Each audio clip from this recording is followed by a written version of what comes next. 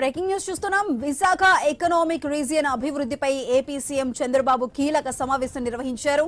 VER పరిధిలోని 9 జిల్లాల ప్రజాప్రతినిధులు, మంత్రులు, కలెక్టర్లు సమావేశానికి హాజరయ్యారు. VER మాస్టర్ ప్లాన్ అజెండాపై సమావేశంలో చర్చ జరిగింది.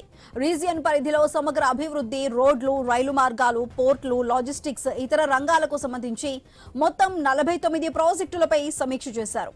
VER ను 2032 కల్లా $125 నుంచి $135 బిలియన్ ఎకానమీగా తీర్చిదిద్దటమే లక్ష్యంగా చెప్పుకొచ్చారు. వాణిజ్యం, పరిశ్రమలు, మున్సిపల్ అడ్మినిస్ట్రేషన్, పర్యాటకం, మౌలిక సదుపాయాలు, రహదారులు, IT, వ్యవసాయం, అటవీ, వైద్యారోగ్యం, విద్య, నైపుణ్య శిక్షణ, విద్యుత్ ఇలా శాఖల వారీగా విడివిడిగా యాక్షన్ ప్లాన్ రూపకల్పనపై సమీక్ష చేశారు.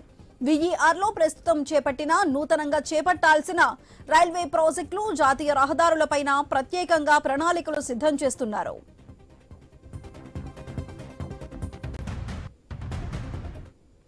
విశాఖ ఎకనామిక్ రీజియన్ అభివృద్ధిపై ఏపీ సీఎం చంద్రబాబు కీలక సమావేశం నిర్వహించారు. అయితే ఈ సమావేశానికి సంబంధించి మరింత సమాచారాన్ని మా ప్రతినిధి రాజు అందిస్తారు. రాజు, చెప్పండి, ఈ సమావేశంలో ఎటువంటి ముఖ్యమైన అంశాల గురించి మాట్లాడారు? దానికి సంబంధించి పూర్తి డీటెయిల్స్ ఏంటి? సుధా, ఏదైతే విశాఖపట్నంలో ఈ రోజు రాష్ట్ర ముఖ్యమంత్రి చంద్రబాబు నాయుడు పర్యటన ఉదయం నుంచి కొనసాగుతుంది.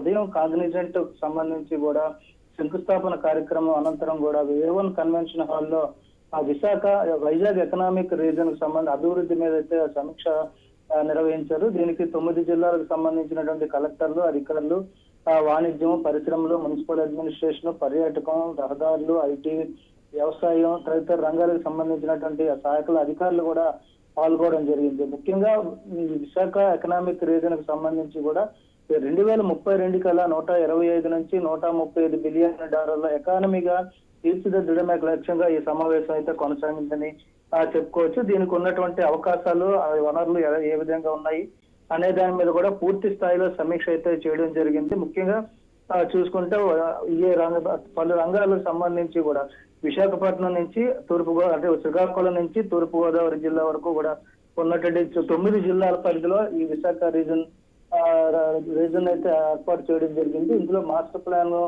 ఎజెండా మీద కూడా చర్చ అయితే సాగింది. ముఖ్యంగా చూసుకుంటే ప్రస్తుతం చేపట్టిన ప్రాజెక్టులు ఏమున్నాయి, ఏ స్థాయిలో ఉన్నాయి, అదేవిధంగా నూతనంగా చేపట్టాల్సిన ప్రాజెక్టులు ఎలా ఉన్నాయి అనే దాని మీద కూడా సమీక్ష అయితే జరిగింది.